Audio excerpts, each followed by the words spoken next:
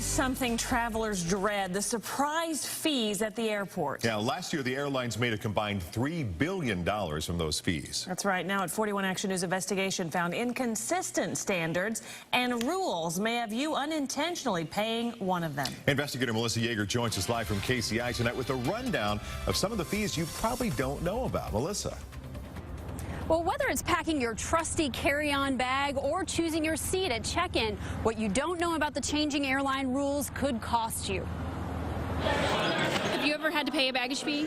Yes, of course. Frequent flyer Christina Raby tries to avoid airline fees by carrying on and flying Southwest. But every once in a while, a fee catches even savvy flyers like her. Mostly it's the fees that they charge you when you get to the gate that you're not really aware of. Recently, I had to pay $25. airlines have started charging travelers. It was like $50. Even when carrying on. That was sort of the secret little way to not pay the fees in advance, was to carry the bag to the gate and try to walk on with it, and now there are charges. Travel agent Kathy Sudeikis isn't surprised at the new, stricter enforcement. The real problem is that it's a rolling situation. I mean, some of the airlines will allow you to have carry-on baggage without too much intrigue, but the bags are getting bigger and bigger. That's something that annoys many frequent flyers who have resorted to using the hashtag carry-on shame on Twitter to call out those who claim more than their fair share of the overhead compartment. In turn, some airlines have begun strictly enforcing the size of carry-on baggage, but what size you're allowed depends on the airline.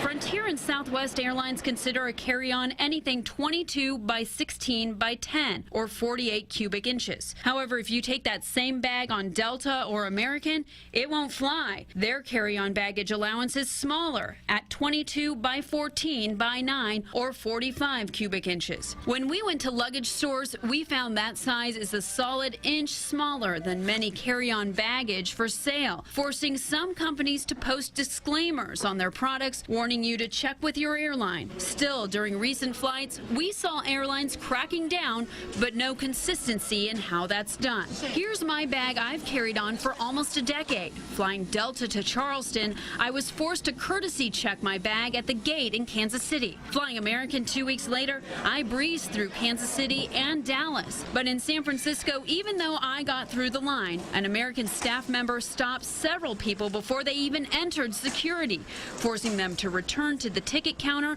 and pay that baggage fee.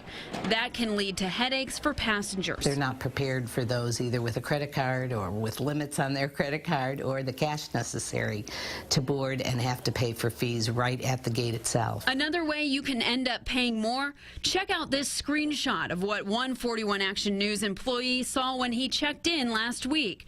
Every seat is taken except for the ones that cost extra. We do see that a lot, but you can go to the airport, you're still guaranteed a seat. All of these extra costs are why travel agents like Kathy are seeing passengers come back to them for help, knowing they'll get a straight answer about what they'll pay. It's because it is confusing, and the more confusing it gets for people, the more in vogue we are, even though we charge a service fee. Meanwhile, some frequent flyers have their own strategies. I fly Southwest, so we're lucky that we don't have baggage fees.